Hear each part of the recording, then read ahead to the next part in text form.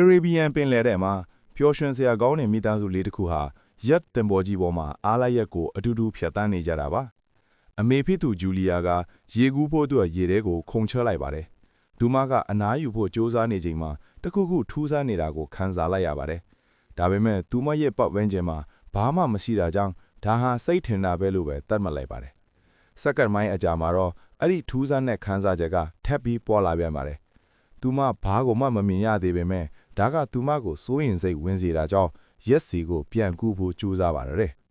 ်ရုတ်တရက်ဆိုသလိုတခုခုကသူမရဲ့ခြေထောက်ကိုဆွဲယူလိုက်ပြီးသူမဟာအကူအညီတောင်းဖို့အသေးအတန်အော်ထစ်ပါတော့တယ်သမီးဖြစ်သူကက်စီကနားကျက်တထားတာကြောင့်အော်တန်ကိုမကြားရသလိုခမင်းဖြစ်သူတော်မလဲသားဖြစ်သူဘဲနိုကလည်းငါးဖမ်းတာနဲ့အလုရှုပ်နေကြပါတယ်ဂျူလီယာကတော့ရေပေါ်မှာပေါ်နေဖို့အသေးအတန်ကြိုးစားနေရပြီးပါဇက်ထဲကိုရေတွေဝင်နေတာကြောင့်အော်ဟစ်ဖို့ကလည်းပိုခက်ခဲလာခဲ့ပါတယ်မကြခင်မှာပဲတော်ကဂျူလီယာကိုမမြင်ရတာကြာပြီဆိုပြီးရပ်ပေါ်မှာလိုက်ရှာရာကနေနောက်ဆုံးမှာတော့အန်ဒီရဲ့ကြုံနေရတဲ့သူ့ဇနီးကိုတွေ့သွားပါတယ်ကလေးတွေကိုခေါ်ပြီးတဲ့နောက်တော်ကရပ်ကိုဂျူလီယာအနားရောက်အောင်မောင်းသွားပြီးရေထဲကိုခုန်ချလိုက်ပါတယ်သူဟာဇနီးဖြစ်သူစီကိုအမြန်ဆုံးရောက်သွားပြီးသူမရေမနစ်အောင်ဖတ်ထားပေးလိုက်ပါတယ်သူကရက်စီကိုပြန်ကူလာပြီးကလေးတွေကလည်းသူတို့နှစ်ယောက်သင်္ဘောပေါ်တက်နိုင်အောင်ကူညီပေးကြပါတယ်ဘာဖြစ်ခဲ့မှမသိတဲ့ဂျူလီယာကိုမိသားစုကနှစ်သိမ့်ပေးနေပြီးဂျူလီယာကတော့ဒါဟာရေစည်းကြောင်းထစ်မယ်လို့ပဲထင်နေပါတယ်အဲ့ဒီညမှာတော့မိသားစုလေးဟာဘင်းရက်မွေးနေ့ကိုလက်ဆောင်တွေကိတ်မုန့်လေးနဲ့ဆင်နွှဲကြပါတယ်ကက်စီကသူမရဲ့ရီစားစီကဖုံးလာတာကြောင့်တီးတန့်စကားပြောဖို့ laptop ကိုယူပြီးအပြင်ထွက်ခဲ့ပါတယ်ဗီဒီယိုကောကလိုင်းမကောင်းပဲရမသွားခင်မှာပဲမြို့ပေါ်မှာကြီးမားတဲ့မိုးတိမ်နဲ့ကြီးပဲပေါ်လာတာကိုသူကကက်စီကိုပြလိုက်ပါတယ်ကက်စီကမိသားစုစီကိုအပြေးပြန်လာပြီးဖြစ်ကြောင်းကုံစင်ပြောပြပေမဲ့တော်ကတော့ကုန်းမြင်နဲ့ဝေးနေတာကြောင့်လိုင်းမကောင်းတာလို့ပဲပြောလိုက်ပါတယ်အဲ့ဒီအချိန်မှာပဲအတန်တစ်ခုကြားလိုက်ရလို့အပြင်ထွက်ကြည့်တဲ့အခါကမ္ဘာပေါ်ကိုအုတ်ကာခဲတွေအများကြီးကျလာပြီးပြင်းထန်တဲ့ပောက်ကွဲနေတာကိုတွေးလိုက်ရလို့ထိတ်လန့်သွားကြပါတယ်ဝေလငါးတွေဟာကမ္ဘာတန်လိုက်ဆက်ကွင်းကိုလိုက်ပြီးတွာလာတတ်ကြပေမဲ့မုံနိုင်တွေကြောင့်ပုံမှန်မဟုတ်တာတွေဖြစ်လာတဲ့အခါမှာတော့လမ်းမှားပြီးကမ်းခြေဘက်ကိုရောက်လာတတ်ကြတယ်လို့တော်ကရှင်းပြပါတယ်ရုတ်တရက်ရက်ကြီးတုံခါသွားတာကြောင့်ဘင်လဲကျသွားပါတယ်တခုခုကရက်ကိုထိခိုက်စေခဲ့ပြီလားဆိုတာစိုးရိမ်ပြီးတော်ကအနီးကပ်ကြည့်ဖို့ရေငုပ်သွားပါတယ်စက္ကန့်အနည်းငယ်ကြာရှာဖွေပြီးနောက်မှာတော့တော်ဟာပခုံးမှာဒဏ်ရာတစ်ခုနဲ့ပြန်ပေါ်လာပါတယ်တော်ကသူ့အနောက်မှာတခုခုရှိနေတယ်လို့ခံစားရပြီးလှည့်ကြည့်လိုက်တဲ့အချိန်မှာပန်ကာနဲ့ထိသွားတာလို့ရှင်းပြနေတော့ဂျူလီယာကဒဏ်ရာကိုချုပ်ပေးနေပါတယ်သူ့အနောက်မှာကူးခတ်နေတဲ့အကောင်ကတကယ်ကိုကြီးမားပေမဲ့သူမမြင်လိုက်ရပါဘူးတော်တွေ့ခဲ့တာကတော့ရက်မှာပြင်းပြင်းထန်ထန်ပျက်စီးသွားတာကိုပါဒါကြောင့်သူတို့အကူအညီတောင်းဖို့လိုအပ်နေပါပြီဂျူလီယာကရက်ကရေဒီယိုကိုအချိန်ချင်းစူးစမ်းနေသလိုကက်စီကလည်းသူမရဲ့ဖုန်းမှာလိုင်းရမလားဆိုပြီးကြည့်နေပေမဲ့ဘာမှဖြစ်မလာပါဘူးရုတ်တရက်ထူးဆန်းတဲ့သတို့ဝါကြီးတစ်ခုကသူမကိုလန့်သွားတာကြောင့်ဒါကမျက်နှာဖူးစွပ်ပြီးစောင်းနှောက်နေတဲ့ဘင်းသားဖြစ်နေပါတယ်နောက်ဆုံးမှာတော့ရက်ကအလုံးမလုံးတော့ပဲပင်လဲအလဲကောင်မှတောင့်တင်းသွားပါတော့တယ်ဂျူလီယာကရေဒီယိုကနေအတန်တစ်ခုကြားလိုက်ပါတယ်ဒါပေမဲ့စူးညံတန်တွေပဲဖြစ်နေပါတယ်ဒေါမ်ကသူတို့မှ၄ရက်စာရေနဲ့အစားအစာရှိတာကြောင့်ငါးဖမ်းတင်ဘော်တစီဖြတ်သွားတာကိုစောင့်ရမယ်လို့ပြောပါတယ်ရုတ်တရက်ရေဒါကတခုခုကိုဖမ်းမိလိုက်ပြီးမိသားစုကထူးဆန်းတဲ့အတန်တစ်ခုကိုကြားလိုက်ရပါတယ်သူတို့အပြင်ကိုအပြေးထွက်ကြည့်တဲ့အခါကမ္ဘာပေါ်ကိုအုတ်ကာခဲတွေအများကြီးကျလာပြီးပြင်းထန်တဲ့ပောက်ကွယ်နေတာကိုတွေးလိုက်ရလို့ထိတ်လန့်သွားကြပါတယ်။ဥက္ကာခဲတစ်ခုကအနီးနားကရေထဲကိုကျသွားတာကြောင့်တော်ကယော့ကိုအတင်းမုန်းထထိုရုံးကန်နေတော့မှပဲနောက်ထပ်ဥက္ကာခဲတစ်ခုကထပ်ကျလာပါတယ်။မိသားစုဟာကြောက်လန့်တကြားတယောက်ကိုတယောက်ဖတ်ထားကြပြီးဒီမီးလုံးကြီးတွေဟာဥက္ကာခဲတွေမဟုတ်ပဲဂျိုတုတွေဖြစ်နေတာကိုတော်ကသတိထားမိသွားပါတယ်။အဲ့ဒီနောက်မှာတော့ယော့ကနေမိခိုးတွေထွက်လာတာကိုဘန်ကညွှန်ပြပါတယ်။တော်စစ်ဆေးကြည့်လိုက်တဲ့အခါအင်ဂျင်ကမီးလောင်သွားပြီဆိုတာအတည်ပြုလိုက်ပါတယ်။လေကလည်းစတိုက်လာတာကြောင့်မိသားစုဟာအထဲမှာပုံနေကြပြီးတန်လိုက်အိမ်မြောင်ကအယူအမှုလဲနေတာကိုတော့တတိမထားမိကြပါဘူး။ယော့ကတုံးခါလာပြီးဘန်ထက်လဲကြပါဒဏ်ရာရသွားပါတယ်။လိုင်းလုံးကြီးတွေကယော့ကိုရိုက်ခတ်နေချိန်မှာတော်ကအပြင်ကတေးတာထဲမှာရှိတဲ့အသက်ကဲအင်ဂျီတွေကိုယူဖို့လေပြင်းတွေကိုအန်တုကီစူးစမ်းနေရပါတယ်။အဲ့ဒီအချိန်မှာပဲမီးပြတ်သွားတာကြောင့်တော်ကမီးတေတာကခလုတ်ကိုအမြင်သွားနှိပ်လဲရပါတယ်။မီးပြန်လာတဲ့အခါမှာတော့ဂျူလီယာရဲ့နှာခေါင်းကသွေးထွက်နေတာကိုဘန်ကသတိထားမိပါတယ်။ဂျူလီယာမူးဝေလာသလိုကယ်စီကလည်းအန်ဖို့ထစင်စီကိုပြေးသွားပါတယ် Tom က radio ကိုအသေးအတန့်စူးစမ်းနေတော့မှာပဲမိသားစုဟာစူးရှာတဲ့အတန့်တစ်ခုကိုကြားလိုက်ရပြီးလေပြင်းကလည်းပိုဆိုးလာပါတယ်ဂျူလီယာကတကားတွေကိုပိတ်ထားဖို့စူးစမ်းပေမယ့်အပေါက်တစ်ခုပွင့်သွားပြီးမကြခင်မှာပဲလေပြင်းတွေကပတင်းပေါက်တွေကိုခွဲပစ်ပါတော့လေအမောင်မကြခင်မှာ Tom ကမိကြီးတစ်ခုကိုထွန်းလိုက်ပါတယ်နောက်တစ်နေ့မနက်မှာတော့မိသားစုဟာမှုန်တိုင်းတန်းကနေအသက်ရှင်ခဲ့ပြီမဲ့ရော့ကြီးပျက်စီးသွားတာကိုတွေးပြီးထိတ်လန့်သွားကြပါတယ်သူတို့အပြေထွက်ကြည့်လိုက်တဲ့အခါကဘာပေါ်ကသမုဒ္ဒရာတွေအားလုံးဟာပျောက်ကွယ်သွားခဲ့ပြီးအခုဆိုရင်သူတို့ရဲ့ရော့တင်ဘောကြီးဟာကုန်းမြေပေါ်မှာတောင်တင်နေတာကိုတွေ့လိုက်ရပါတယ်တဲကန်ဒါယာကြီးကိုကြည့်ပြီးမြင့်တက်နေပြီးနောက်မိသားစုဟာပါဆက်လောက်ရမလဲဆိုတာစဉ်းစားကြပါတယ်ကယ်စီကဖုန်းလိုင်းရှာပေမဲ့ဘာမှမထူးခြားတယ်လို့ဘန်ကလည်းတည်နေတဲ့ကနန်းနှကောင်နဲ့စော့နေပါတယ်Tom ကအိမ်မြောင်းကိုစစ်ဆေးကြည့်လိုက်တဲ့အခါတန်လိုက်ဝင်ယူဆုံးတွေပြောင်းပြန်ဖြစ်သွားတာကိုသတိထားမိပါတယ်ဒါမျိုးဖြစ်ခဲ့တာဟာလွန်ခဲ့တဲ့နှစ်ပေါင်း9သိန်းကျော်ကပါကယ်စီကတော့သူမရဲ့ရီးစားတေဆုံးသွားပြီဆိုတာသိလိုက်တဲ့အခါစိတ်ဓာတ်ကျပြီးတွားပုံးနေတယ်လို့သူမကိုလာနှစ်သိမ့်တဲ့အမေကိုလည်းနှင်ထိုးလိုက်ပါတယ်ဂျူလီယာနဲ့ Tom တို့ကပျက်စီးမှုထဲကနေဘယ်သစ္စည်းတွေကြံသေးလဲဆိုတာစစ်ဆေးနေတော့မှ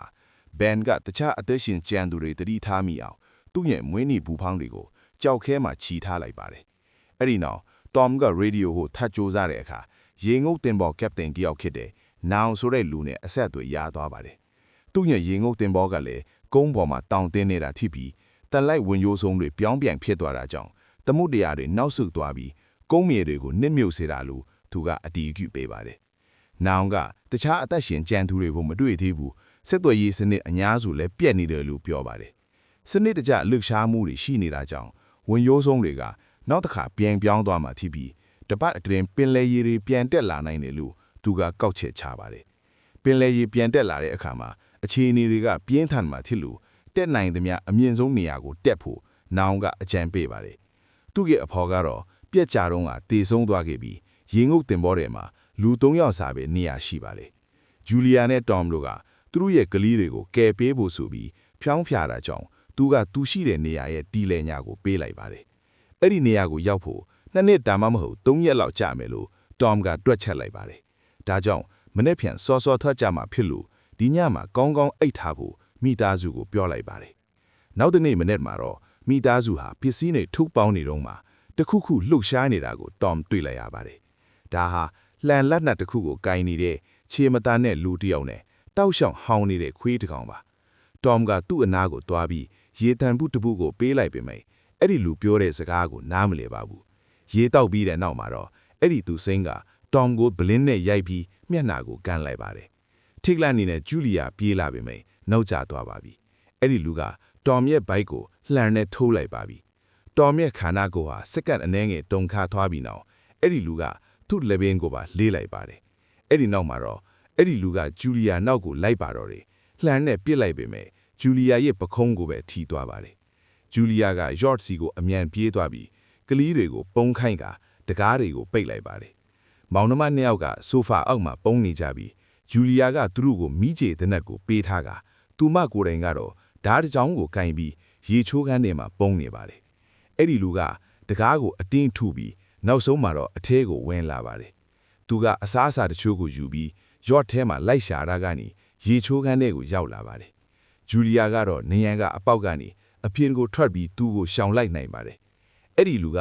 ပြင်ကိုကြည့်ပေမဲ့သူမကိုမတွေ့ပါဘူးဒါပေမဲ့ဂျူလီယာကခိုးထွက်ဖို့ကြိုးစားတဲ့အခါခွေးကသူမကိုဟောင်ပါတော့တယ်ရုတ်တရက်ခွေးကသူမကိုလုံးထွေးတတ်ပူတာကြောင့်ဂျူလီယာကဓာတ်နဲ့ပြန်တက်လိုက်ရပါတယ်အဲ့ဒီလူကခွေးအောင်ဆန်းကိုကြားပြီးထွက်လာတဲ့အခါခွေးအလောင်းကိုတွေ့ပြီးစိတ်သက်သာသွားပါတယ်အဲ့ဒီအချိန်မှာပဲဂျူလီယာကယော့ပပလဲကိုခိုးသွားပြီးပဒင်းပေါက်ကနေတဆင်အထဲကိုပြန်ဝင်လာပါတယ်ကံမကောင်းစွာနဲ့ပဲအဲ့ဒီလူကသူမကိုအရင်တွေ့သွားပြီးလက်သီးနဲ့ထိုးချလိုက်ပါတယ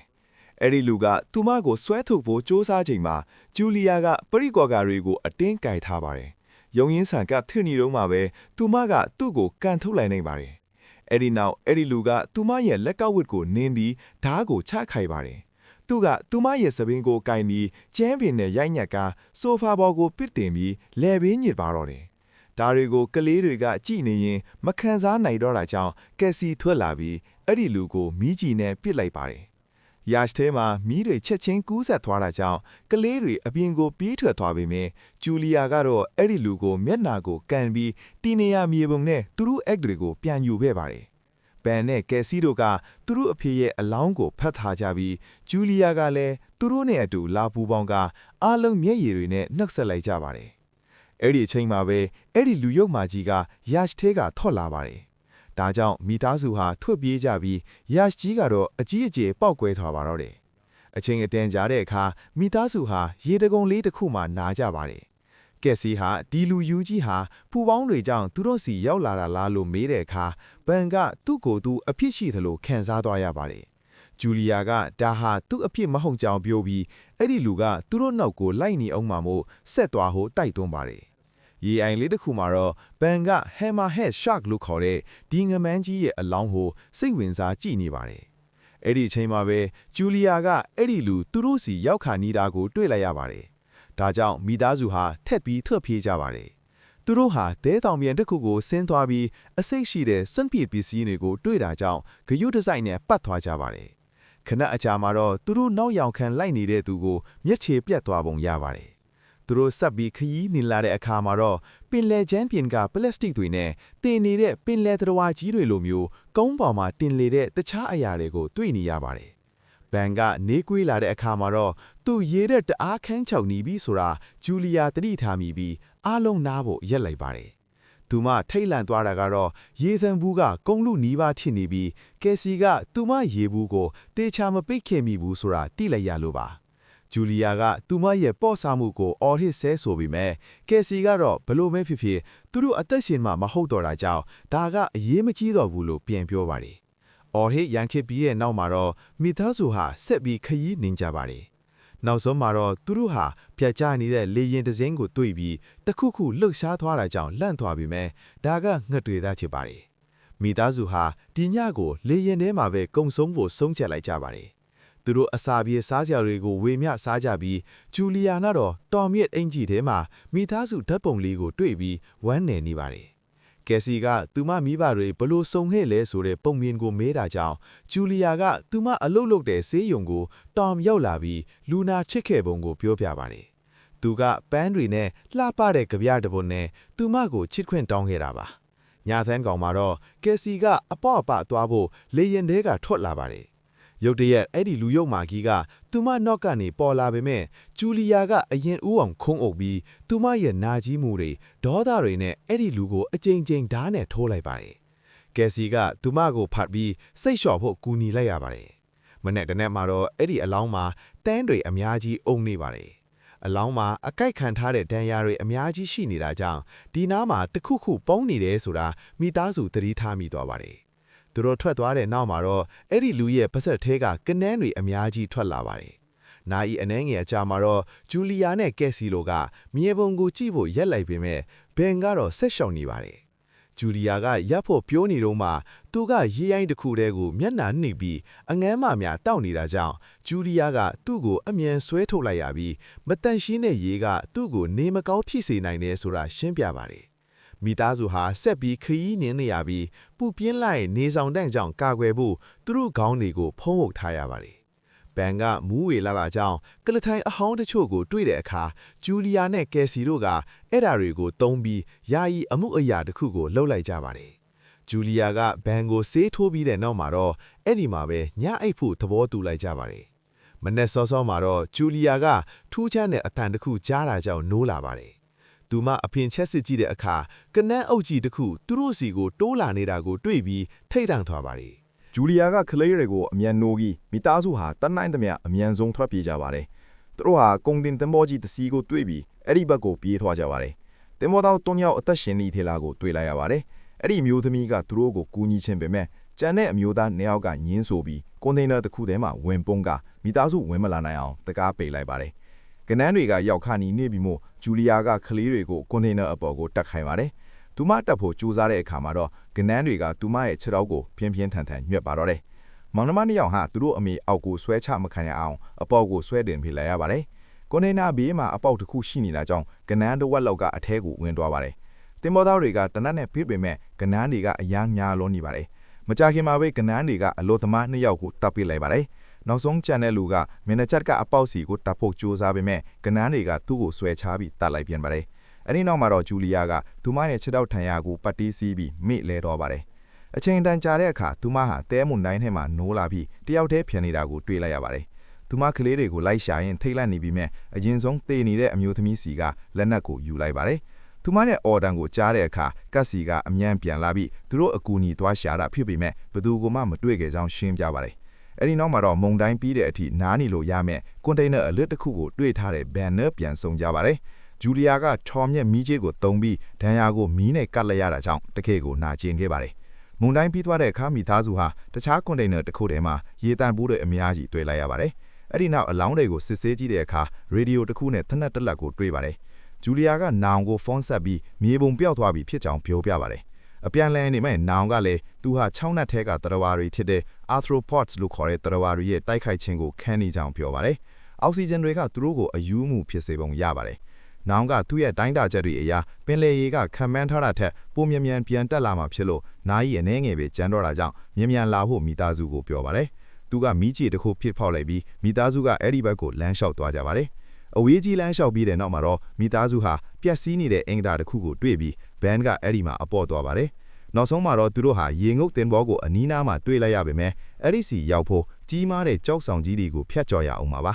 သူတို့ဖျက်သွားနေတော့မှပဲနင်းရန်တွေတုံခါလာပြီးကြောက်ခဲတွေကျလာကကြောက်ခဲတွေပြိုကျပါတော့တယ်ဂျူလီယာကကလေးတွေကိုအချိန်မီတွန်းထုတ်ပေးလိုက်ပြီးသူမကိုယ်တိုင်ကတော့ကြောက်ခဲတွေနဲ့မပြိမီအောင်နောက်ကိုစောက်လိုက်ရပါတယ်အခုဆိုရင်သူတို့ကြားမှာကြောက်တုံးနေရန်ကြီးကပိုက်ဆို့သွားပါသည်ဂျူလီယာကသူမမပါပဲဆက်သွားဖို့ကလေးတွေကိုပြောပေမဲ့ကက်စီကညင်းဆိုပြီးသူမအမေကိုအပေါ်ကနေကြော်တက်ဖို့တိုက်တွန်းပါတယ်။အိုဟင်ညင်းခုန်ပြီးတဲ့နောက်မှာတော့ဂျူလီယာကသူမကလေးတွေကိုနောက်မှပြန်တွေ့မယ်လို့ကတိပေးလိုက်ပါတယ်။ဒါကြောင့်ဝန်းလေးနေတဲ့ကက်စီကနောက်ဆုံးမှာတော့သူမမောင်လေးကိုဆွဲခေါ်သွားပါတော့တယ်။ကလေးတွေဟာကြောက်ဆောင်တွေကိုကြော်တက်ပြီးရေငုပ်တင်းဘောစီကိုပြေးသွားတဲ့အခါနောင်တယောက်အပြင်းမှာသွေးထွက်နေတာကိုတွေ့လိုက်ရပါတယ်။သူကအခြေအနေမဟန်တော့တာကြောင့်ကလေးတွေပဲရေငုပ်တင်းဘောကိုယူသွားကြဖို့ပြောပါတယ်။နေရာလို့တစ်ခုပိုနေတာကိုသိလိုက်တဲ့အခါကက်စီကသူမအမေကိုသွားရှာဖို့ပြန်ပြေးသွားပါတယ်။အဲ့ဒီအချိန်မှာတော့ဂျူလီယာကကနန်းတွေရောက်လာတာကိုကြည့်ပြီးထိတ်လန့်နေတာကိုတနက်နဲ့ပြစ်ပါတော့တယ်။သူမကနန်းအရှုကိုတတ်နိုင်ပေမဲ့အုပ်စုကကြီးလွန်းတာကြောင့်အားလုံးကိုတိုက်ခိုက်နိုင်ပါဘူး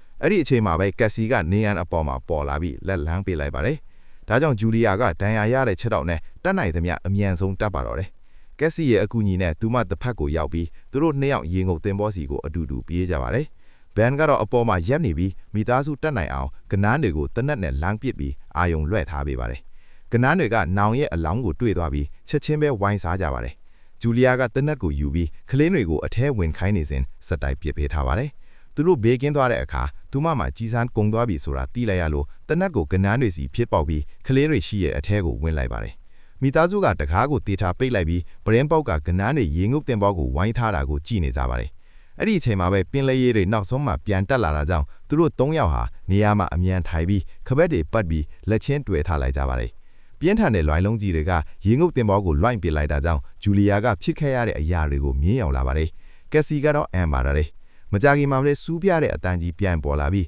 မိသားစုကိုသတိလဲသွားစေပါတယ်။အချိန်အတန်ကြာတဲ့အခါဂျူလီယာနဲ့ကလေးတွေနိုးလာပြီးသူတို့အသက်ရှင်နေသေးတာကိုအတူပြုနိုင်လို့ပျော်ရွှင်သွားကြပါတယ်။သူတို့တကားကိုဖွင့်ပြီးအပြင်ထွက်ကြည့်တဲ့အခါလွှိုင်းလုံးကြီးတွေကရေငုပ်တင်ဘောကိုပျက်စီးနေတဲ့မြို့ထဲမှာချထားပေးတာကိုတွေ့လိုက်ရပါတယ်။ဒါဟာသူတို့အသက်ရှင်ဖို့နဲ့ပြန်လည်တည်ဆောက်ဖို့မျှော်လင့်ချက်ရှိနေပြီဆိုတဲ့အဓိပ္ပာယ်ပါတယ်။အခုလိုဗီဒီယိုမျိုးတွေထပ်ကြည့်ဖို့အတွက် subscribe လုပ်ထားပြီး notification ကိုလည်းဖွင့်ထားပေးပါအောင်နော်။